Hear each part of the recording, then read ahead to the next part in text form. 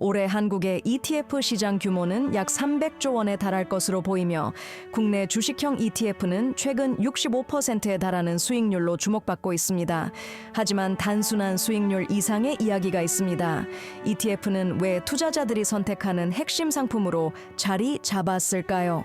이번 콘텐츠에서는 ETF 시장의 과거와 현재, 그리고 미래 전망에 대해 깊이 있는 분석을 제공합니다. 또한 현재의 수익률이 지속 가능한지, 해외 시장과 어떤 차이점이 있는지를 알아보며 투자자들이 눈여겨봐야 할 핵심 요소들을 짚어봅니다. ETF 시장은 과연 버블인가? 아니면 미래 투자 자산의 새로운 표준일까요? 지금 한국 시장에서 약 1,058개의 ETF가 상장되어 운영되고 있지만 그중 어떤 상품들이 진짜 가치를 만들어내고 있을까요? 최근 몇 년간 ETF는 퇴직연금과 장기 자산 축적의 주요 수단으로 떠오르고 있습니다. 본격적인 분석에 앞서 한국 ETF 시장의 획기적 성장을 보여주는 한 가지 수치를 소개합니다.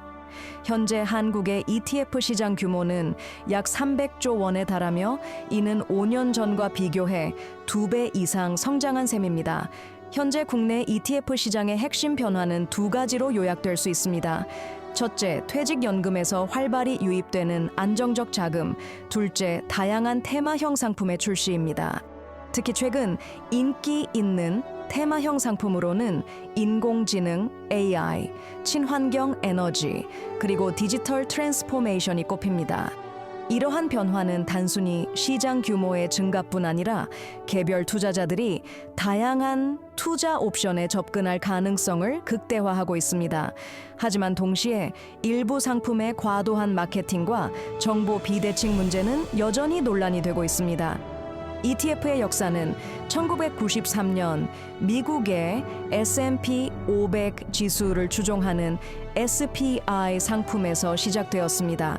이후 2008년 금융위기와 같은 글로벌 경제 위기 상황에서도 ETF는 폭넓은 투자 기회를 제공하며 시장 내 위상을 증명해 보였습니다.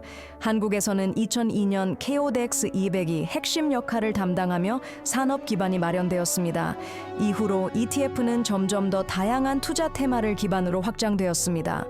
예를 들어 최근 몇 년 사이 ESG 환경, 사회, 거버넌스와 관련된 상품들이 급격히 증가하고 있습니다. ETF 시장이 이렇게까지 성장할 수 있었던 이유는 낮은 수수료와 접근성 확대에 있습니다. 미국 시장과 비교했을 때 한국의 ETF 수익률은 매력적인 위치를 차지하고 있습니다. 한편 글로벌 투자 자문 회사인 모닝스타 리서치의 보고서에서는 한국 투자자들의 ETF에 대한 낮은 비용 의존도가 시장 성장의 촉진제라고 언급합니다. 하지만 지나친 유행 추종이 장기적으로 리스크가 될 수 있다는 경고도 제기됩니다. 특히 개개인이 상품 구성과 실질적 리스크를 이해하지 못한 채 무작정 트렌드를 따라가는 경우가 많기 때문입니다.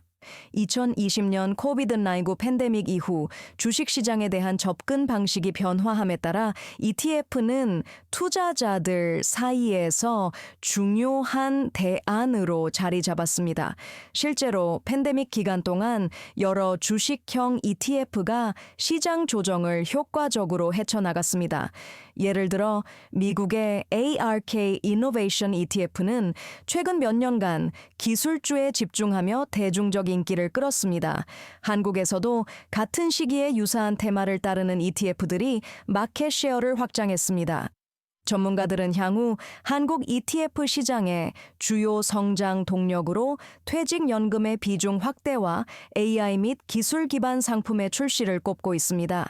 또한 규제 완화와 신기술 도입 등 정부 차원의 제도적 지원이 중요한 키로 작용할 것으로 판단됩니다. 그러나 글로벌 경제의 변동성이 ETF 시장의 중장기적 성장에 걸림돌이 될 수 있다는 우려도 있습니다. 향후 몇 년간 금리 동향, 지정학적 리스크 등을 예의주시해야 할 것입니다. ETF의 성장 이야기는 단순히 금융상품의 성공기를 넘어서 투자자들에게 새로운 기회를 열어주는 사례로서 중요한 교훈을 제공합니다. 앞으로 ETF 시장이 국내외적으로 어떻게 진화할지, 그리고 개인적으로 어떤 투자 전략을 수립해야 할지에 대한 적극적 참여와 검토가 필요합니다. 지금 바로 여러분의 투자 목표를 점검해 보세요.